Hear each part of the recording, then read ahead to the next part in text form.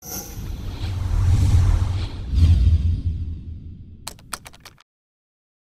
се даде еден краток осврт на големиот отчет кој што го припремивме и кој што денеска по промоцијата, по споделување со представници на медиумите ќе биде споделени со буквално секој граѓанин на општина Центар, каде што ќе бидат јасно набележени сите резултати од нашето работење, почнувајќи од капиталните инвестиции, како што се новите градинки, училишта и така натаму, па се до оно што е сработено од аспект на паркови, зеленила, посадени дрвја, фасади, скверови и така натаму, инвестирање во образованието и така натаму, наградување на нашите ученици, наградување на нашите спортисти, грижа за возрастните и така натаму.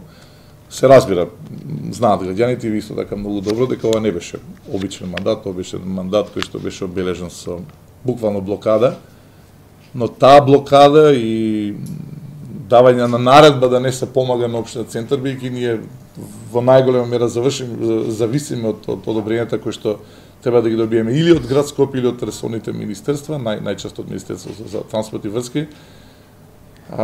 Сето тоа беше блокирано, имавме редовно до последен ден, нели, бевме омилена дестинација за посета на инспекциите и затоа секоја од оваа страница особено ни значи затоа што е направена, реков, покрај тоа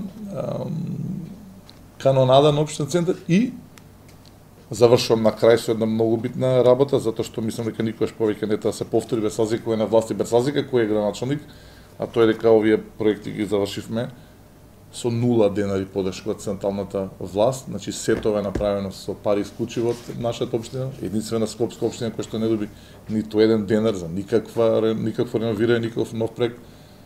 Затоа има на тежина, но велам, нека биде тоа апел никогаш повеќе да не се повтори, затоа што кога ги казнувате другите од спортивната политичка опција, ви се казнувате себе и ги казнувате најмногу жителите на таа општина, затоа што тие даваат средства во буџетот, меѓутоа не ги добиваат истите права како што ги добиваат другите граѓани од другите општини. И не е коректно да ги гледате отчетите на другите градоначалници, каде што најголемиот број, особено во капиталните инвестиции, кажува дека е соучество на владата, меѓутоа тоа се 90-95%, ние го немаме сето тоа затоа што добивме 0 денари, но ете, веројатно тоа беше мотив да работиме уште повеќе.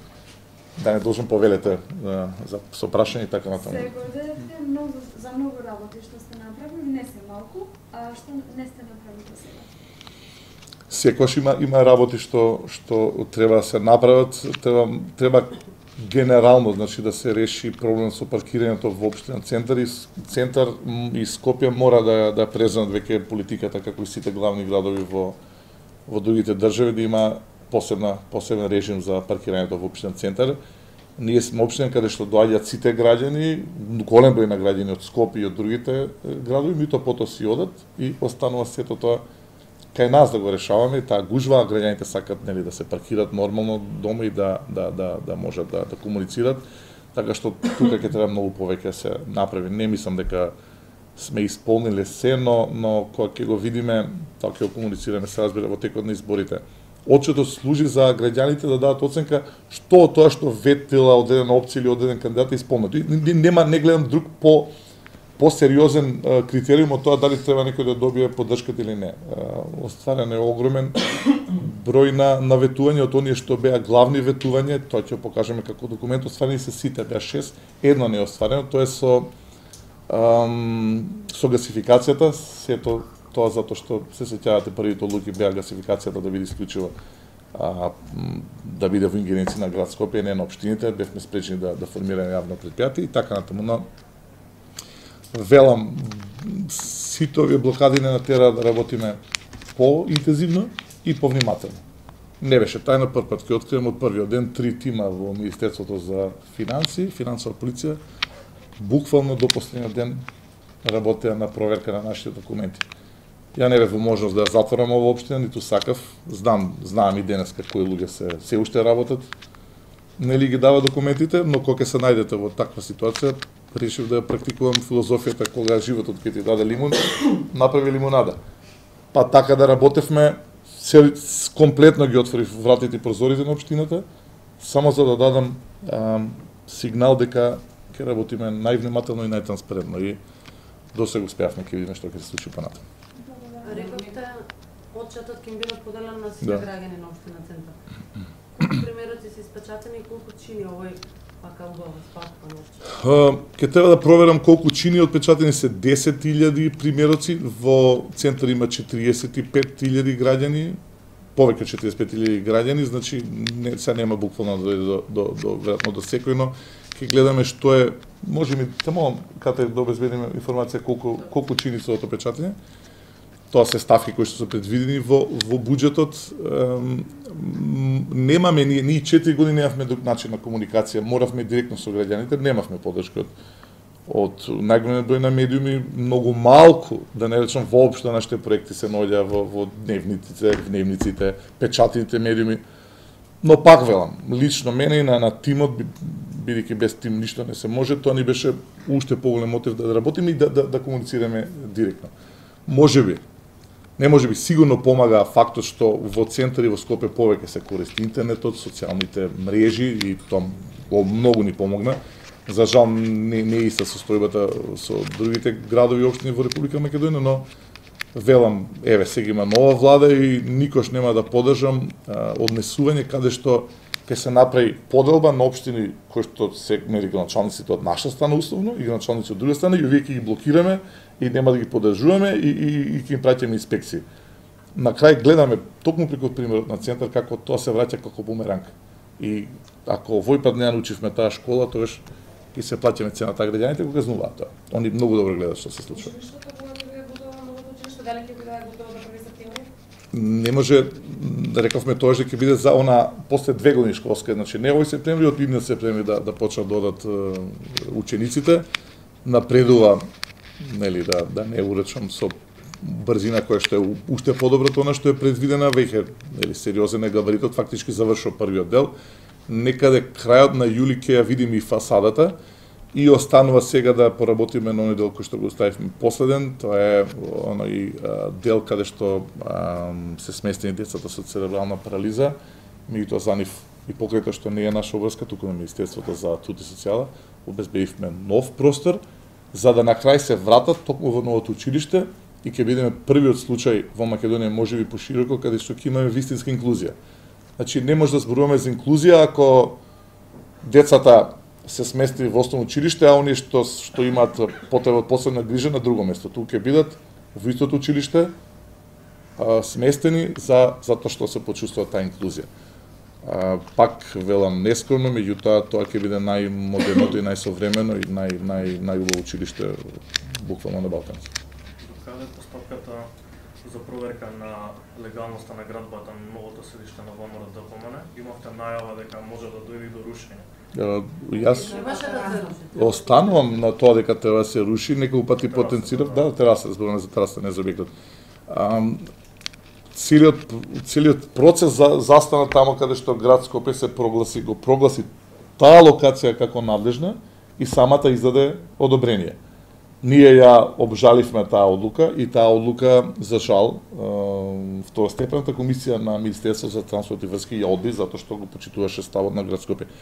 Ние обезбедивме дополнителни докази од архитектонскиот факултет дека не се работи за обична тераса, туку се работи за дел од објект кој што се користи како балкон и кога ќе се останат овие пречки, а сега имаме нова влада и кога Министерството за транспорт и врски ќе одлучи или ќе го одбие тоа барање, од нивното барање или ќе прифати нашето, или ако сакате и кој ќе се освои град Скопје, тој ќе мора да се остане затоа што е диво градба. Јас и тоаш кажав, не очекав дека одма ќе ги добиеме сите документи, меѓутоа ќе го третираме тој дел како и сите дивоградби. Вие видовте дека во општина Центар се рушат дивоградбите и тој објект на крај ќе мора, тој дел, добро кажавте, на објект ќе мора да биде срушен затоа што тоа не е тераса, тука е нешто многу повеќе. Дали сметате дека новата влада ќе го направи тоа или ќе ја сруши?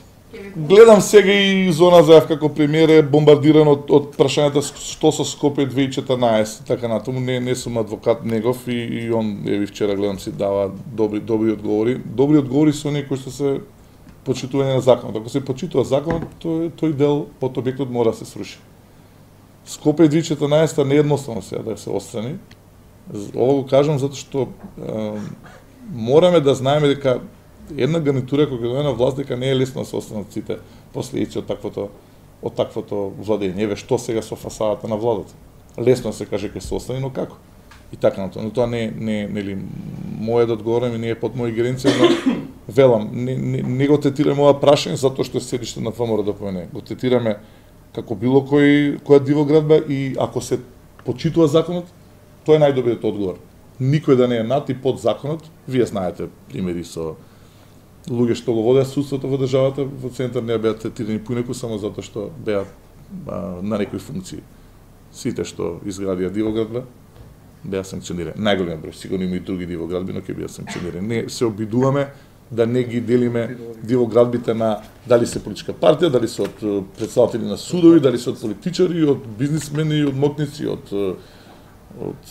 урбаната градежна мафија, туку ако е, се руши, ако не, нема се сруши. Кога сме кај Скопје 2014, вие дадовте дозвола на Рапид инженеринг, сечувам дека беше зградата барак наспроти манара, свлечеште што предизвика. Сме дали дозвола за? За градење. Не знам кој се Рапид ќе проверам. Спроти манара што предизвика огромно свлечеште. Не е Рапид, не. Тука проблемот ќе го побарате во град Скопје затоа што слечиштето се случи од други. Дали вие дадовте дозвола како градоначалник за изградба? Јас морам приватна баракна зграда. Така. Зборуваме за кај што имаше проблеми со водот. Значи дадов дозвола затоа што тоа е, дадов дозвола затоа што тоа е во дупот. Моментот кога констатиравме дека има повреди, го затворивме тој објект, се додека не ги констатира, не ги променија и не ги отстранија проблемите. А добива дозвола затоа што е во дупот. Приватна баракна зграда. Пак велам, ако се сеќавате, зборев пред 15 на минути кога треба да ги вратиме оние закони кои што ги променија. Ги одзема ингеренциите. Кога дојдовме, рековме дека повеќе нема да го продолжиме проектот Скопје 2014. Нема ништо ново направено во Скопје 2014, но продолжија со фасадите. И нормално граѓаните прашува како е можно сега да продолжат фасадите кога дававте ветување дека ќе ги стопирате. Тоа се спомениците се од пред споменици и за споменици само за фасадите. Фасадите продолжија затоа што имаше промена во законот. И од тој момент не одлучува за сите општини на град Скопје, одлучуваше град Скопје, а не општината. Што е како? Тие промени се веќе спремни. Аз ќе му ги пренесам на примерот и така натаму, затоа што замислите, јасно дека беше за општинен центар, не беше за Газибав или за Ѓорче Петров. Со извинување. Така што се одзема ингеренциите на општините само за да може да се централизира. Не само тоа, град Скопје немаше средства за овие фасади, доби директна подршка од владата за новите фасади.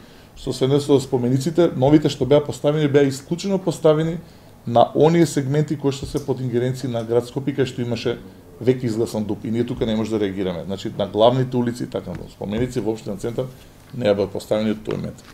Мора се вратат ординарните ингеренции на општините затоа што се создаде хаос. И не може проведен проект Скопје 2014 или затоа што има градоначалник и тим совет од, условно кажам, друга политичка провиненција да се менуваат законите.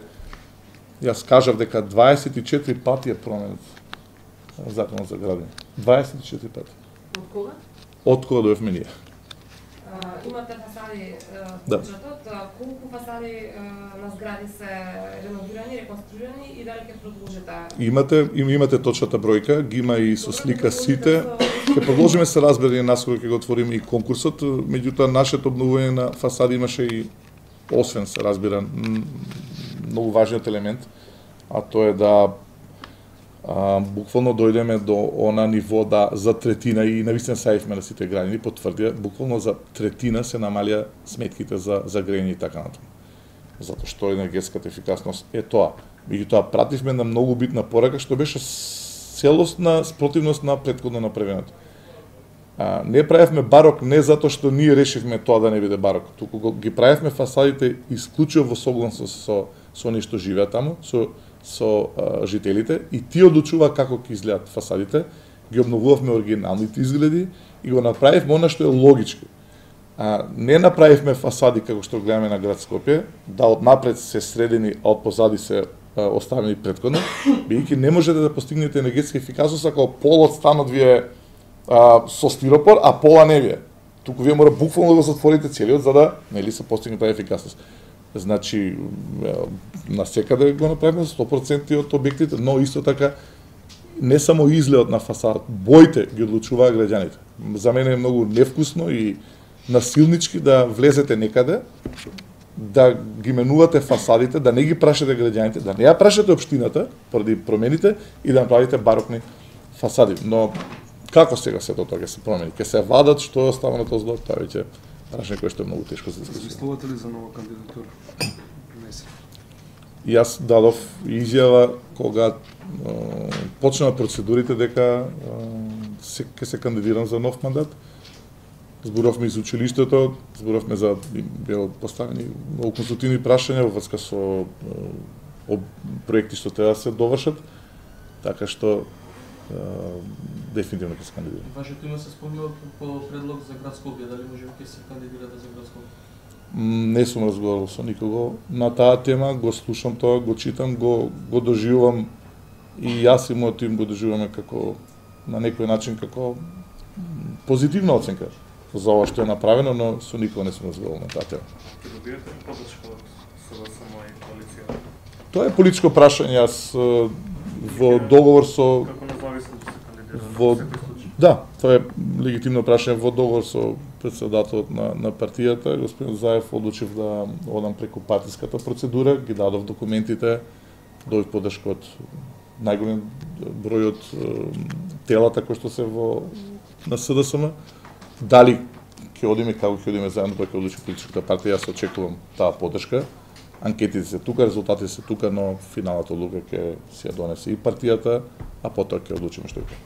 Во врска со паркингот што требаше да се гради кај закупот уреда, сега се прекинати тие работи и ме интересира зашто порано сте даде одобрение за градење, после тоа се прогласивте за ненадлежен. Затоа што и го констатиравме тоа во неколку наврати со директорот, затоа што ингеренциите не се на општинен центар, туку се на централната власт. Ние немаме намера да стопираме таков спектакл, напротив.